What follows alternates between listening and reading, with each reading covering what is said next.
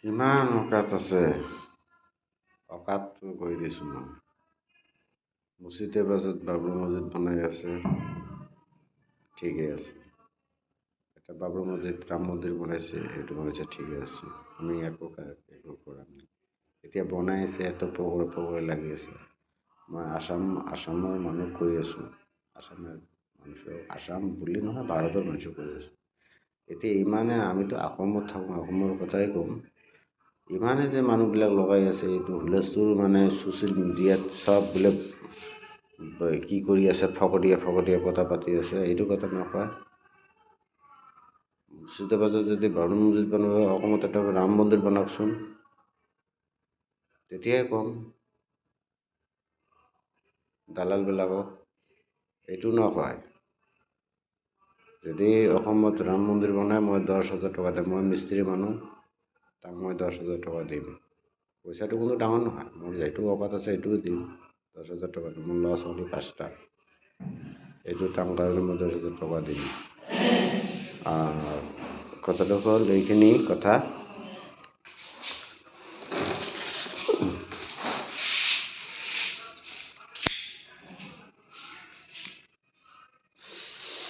কথাটো হ'ল এইটো কথা মই ক'বলৈ বিচাৰিছোঁ। অসমৰ মানুহ কবি জুবিন দা যিহেতু কৈ গৈছে, মানুহ ধৰ্মটো হ'ল ডাঙৰ বস্তু। বঙালী, মুছলিম, মিয়া, চিয়া এইবিলাক কথা, চিলঞ্জীয়া এইবিলাক কথা নহয়। মানুহ অতি জ্ঞান। কিমান অকাত আছে, ৰাম মন্দিৰ অসমত বনাই দেখাওক। মুৰ্ছিদাবাদততো বনাব কালি, এতিয়া ৰাম মন্দিৰটো ইয়াত বনাব অসমত। অসমৰ চৰকাৰক কৈ আছোঁ, ভাৰতৰ চৰকাৰক কৈ আছোঁ, বনাই দেখাওকচোন। ইমান যে লেবেল মাৰে, খালি দালি আৰু তেল দিয়ে গোৱা মাৰি চাৰ্জ কৰিলে নহ'ব। আমাৰ নে পইচা মাৰি দিছিলে লখিমপুৰত ৰঞ্জিত বৰুৱা, আমি একো কৰা নাই। কৰিলে কি হ'ব, নামেই হ'ল ৰঞ্জিত বৰুৱা। এইটো আমি যদি ইয়াৰ পাছত লাগোঁ, আমাৰ পকেট দিয়ে বাঁহ সোমাই দিব। এইটো কাৰণে মই এৰি দিলোঁ। এৰি দিয়া নাই, এইটো সময় আহিলেই হ'ব। এইবিলাক মই নকওঁ, এইবিলাক ঝামেলাত মই নাযাওঁ। কথা হ'ল কি, মানুহে হ'ব লাগে। অসমত মোৰ হিচাপত ৰাম মন্দিৰ এটা তৈয়াৰ কৰিব লাগে। সোণাপুৰত জুবিনৰ ক্ষেত্ৰৰ চাৰি অলপ ওচৰতে হ'ব লাগে, ৰাম মন্দিৰ হ'ব লাগে।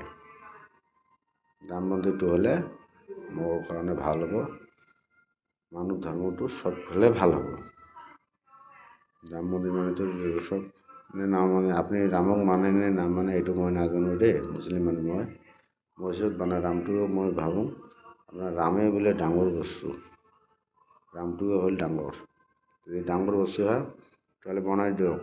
আমাৰ মুছলিম মানুহ যদি এইটো বনাব পাৰে, আপুনি অসমত বনাই দেখক। আমি অসমৰ মানুহ হৈ কৈছোঁ, এইটো বনাই দেখক, তেতিয়াই কওক মানুহ মিলাপ্ৰীতি আছে। খালি পইচাই লাগে, পইচাৰ কাৰণে কি কৰিব নাপায়, একদম পূৰা ঢেৰ মাৰি আছে।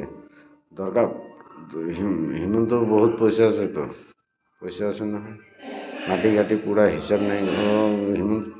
হিমন্ততো পইচা নাই, মাইকীৰে পইচা অলপ চলপ দিখিনি বনাই দিয়কচোন, আমিও দিম ৰাইজে, তেতিয়াই ক'ম। আজি এটা নিউজত চাইছিলোঁ, মামা ডাকটো শুকুৰ আলি বুলি দিছিলে। মুছলিম মানুহে মামা ডাক কৈ কিনে কি কৰিছিলে, মুছলিমকে গাৰ মাৰি আছে। এনেকুৱা কাম কৰিব নালাগে। মিলি জুলি অসমত বাস কৰক, তেতিয়াই ভাল লাগিব। ব্ৰহ্মপুত্ৰটো কেনেকৈ, ব্ৰহ্মপুত্ৰটো যে আছে, পানীটো ৰঙা, ক'লা, বগা এইটো আছে নেকি? নাই, এইটো নাই, একেই পানী। এনেকুৱা হওক, অসমটো এনেকুৱাও বনাওক, তেতিয়াই মই ভাল পাম। আজি বনাব নাপায়, ধ্বংস কৰি দিয়ক। হিমন্তক দিয়ক, হিমন্তই ধ্বংস কৰক।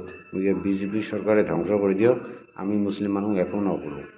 ধ্বংস বনাই দিয়ক, ধ্বংস কৰিলে ফটাফট কৰক, আৰু নকৰিলে তিলি নিচিনা কৰি মানে জীয়াই থাকিবলৈ আমাৰ মন নাই।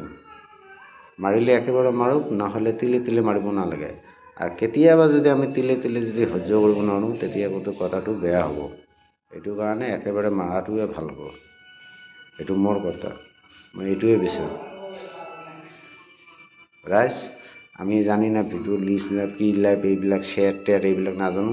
ভিডিঅ'টো যদি মই কি কৰে কৰোঁ আৰু কোনে পইচা পায় তাইয়ে খাওক, মই এইবিলাক নাচাওঁ, মই এনেই কাম কৰি থাকোঁ। মোৰ বহুত ভিডিঅ' আছে, আপুনি এইটো চাইলে গম পাব। মই কাম কৰা ছাড়া পইচা বেলেগ নানাওঁ। পইচা মোৰ এনেই পইচা মাৰি খাইছে, ভিডিঅ'ত নাম কৈছোঁ নহয়, এইটো শুনিবি। মইতো ইয়াৰ লগৰে আছোঁতো, এইটো মানুহ লগৰ কেতিয়া মই খালি কি পাম, ইয়াৰ কাৰণেতো মই এইবিলাক কৰি আছোঁ। তেতিয়া মই খালি কি পাম, মানুহকে ভাল পাওঁ, খালি চব হিন্দু বেয়া নহয়, চব মুছলিম বেয়া নহয়। মানুহৰ ভিতৰত অল্প ভুল ধাৰণাৰ হয়, মানুহ নহয় জানো। হ'ব বেছি কথা নকওঁ, এইটো ভিডিঅ' মই চাম কি হয়, তাৰপিছতে মই পূৰা ভুলুকা বাহ দি দিম।